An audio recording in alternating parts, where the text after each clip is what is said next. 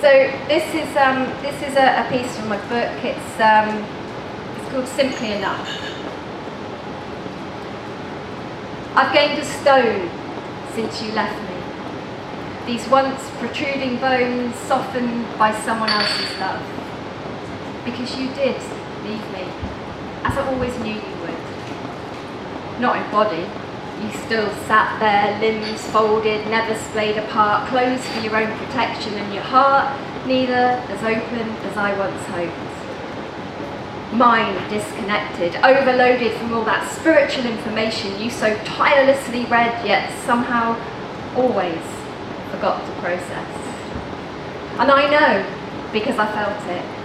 I heard the words as often as empty as the love you thought you shared. You plucked pieces from me, and like Robin Hood, yet disingenuously, you handed them out to those you thought might care, yet you rarely remembered to replenish me. Though you were right in part when you claimed I tried to please you. Me. Yeah, me, who for 20 years before was adored for being nothing more special than just me. I took your advice on how to wear my hair, or cotton cardis to soften, covered these angry tattoos, which you can't see now, but covered these angry tattoos and threw these boots in the corner because you said they looked too hard. And I was too hard. But you, rarely hard enough. The irony, it almost makes me smile. It should have been quieter, more demure, less offensive, more spiritual, love the environment more and you less, let my hair grey naturally, yet somehow still look young, and make patience my thing and spontaneity yours, but of course only ever on your terms, and kept my needs inside myself, never lost my temper, yet dropped my guard, be vulnerable, be awake, be open to your journey, but never let you see me cry, so I let you leave me, like this, pretending there is no fight. And in times like now, when all I want to do is reach you, I remind myself of how you made me feel.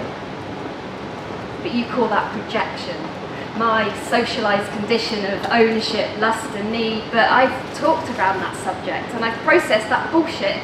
And actually, mate, in everyone else's world, that's just called reality. But I'll write instead. And I'll write and write and write. And I'll write until the flesh upon these bones begins to shine again, like it did before I was simply not. You're good enough. This is a fairly new sequence of pieces that I've been writing on the MA. Now I'm a buzzbud in the MA.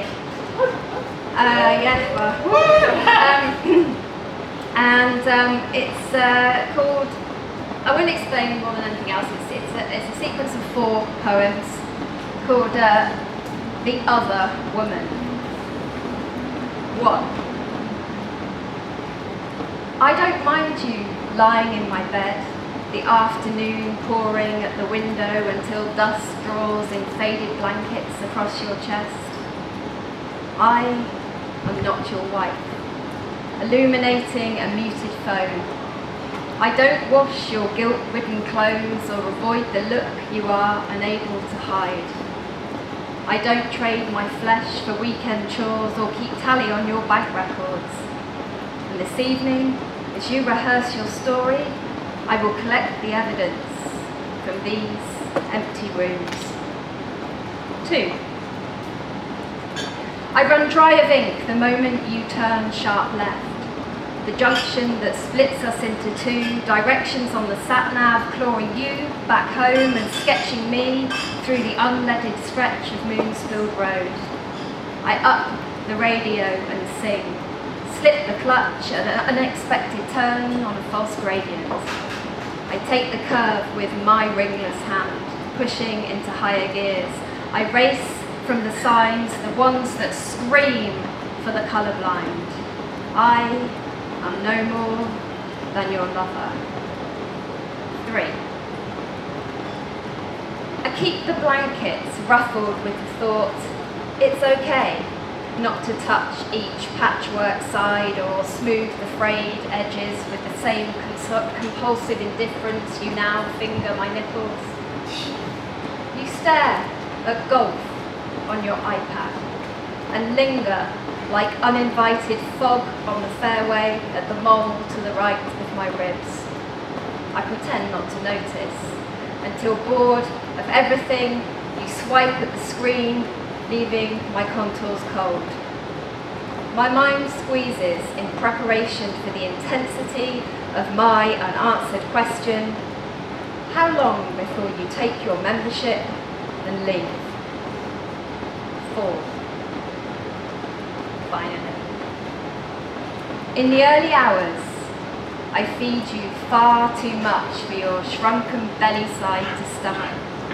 Soul food, plate licked dry, you lie now in a tangled mess of exhausted linen, your throat in every other breath half choked, wet mouth gaping, ready and waiting for the apple, freshly picked with good intention to dangle before your sleep-blind lids.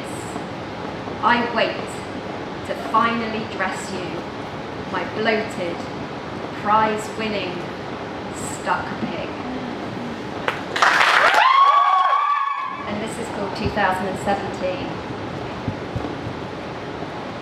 Remember us as kids being told about spiders, how in our sleep they crawled across our faces, laying their eggs in our ears, or was it our mouths and we would eat them? Either way, it freaked me out. And how, if you looked in the mirror at exactly midnight, Satan would stand behind trying to stuff his cock in. Though I have a suspicion this may have just been me. No, of course not.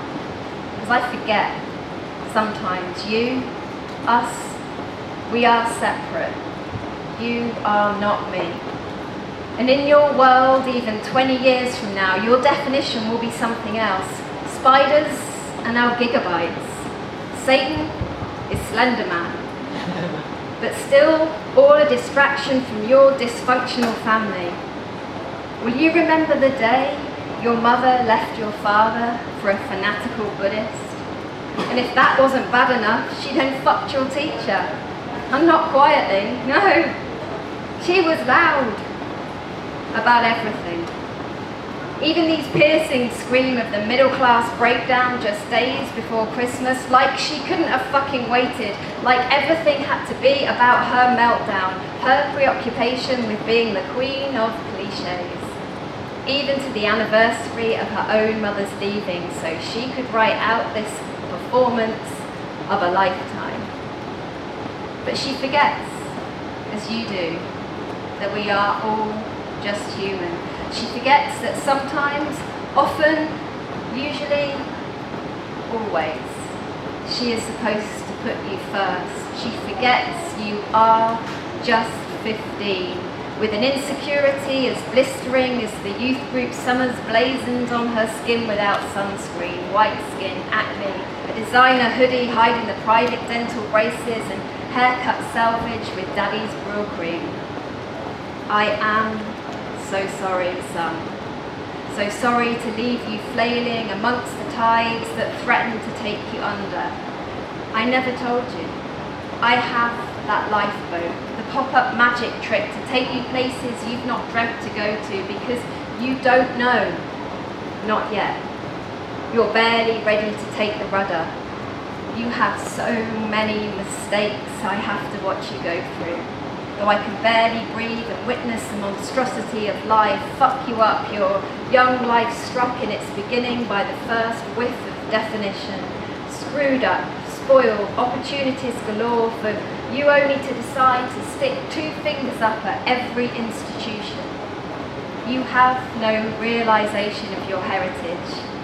Cattle grazing, grandparents' class struggle, because that really ain't that cool.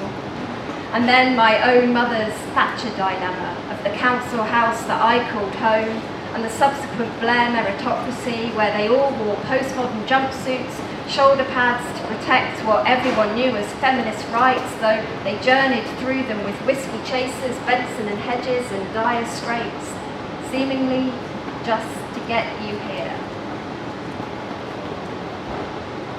And when I was pregnant, you were no more real or present or accountable than the shape-shifting, raised temperature, estrogen-producing, progesterone-defending macabre of a dream world. And you're right, you never asked to be here. You were just two pink lines, new bud growth from an old tree. But why would you? You are just 15. You are Snapchat, streaks, Facebook likes. You are living in your moment of designer-clad, white powder snorting, Instagram liking epiphany of man-made fiber popularity. And I cannot deny that you are nothing more or less than a product of your genes. We are all the same street corner, shopping mall, back of the off-license, simply reunited.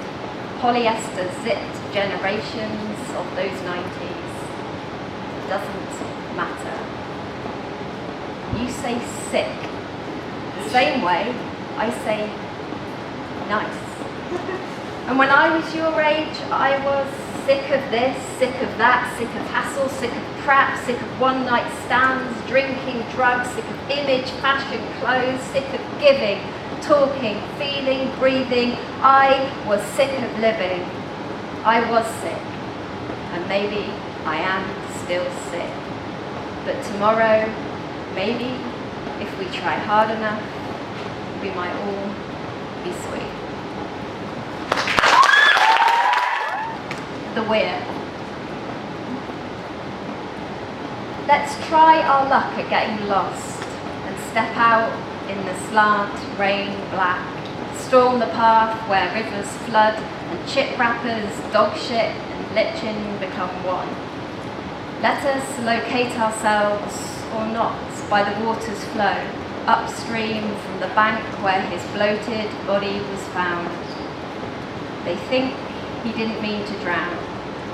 Intimating on social media he was pushed by a gang of needle-hungry tramps. It's a good story. I push down my jeans and squat. Piss behind the emergency life float ring. Your clothing fades into the middle of nowhere, and my downstream disappears. You are nature. I stare at the splatter of you across the ceiling, like reflections of the crimson wisps etched in the whites of my eyes. The knife still lies where we found it, untouched, a congealed mass, the final remnants of us. This room stinks of rusty nails, slips of paper, and local anaesthetic.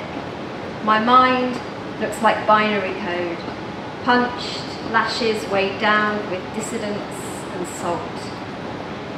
No matter how many sky blue gowns scrubbed themselves free of my skin, I am not convinced that this fractal expression of your protest was somehow not everyone else's fault. So they're the end of the really fucking depressing poems.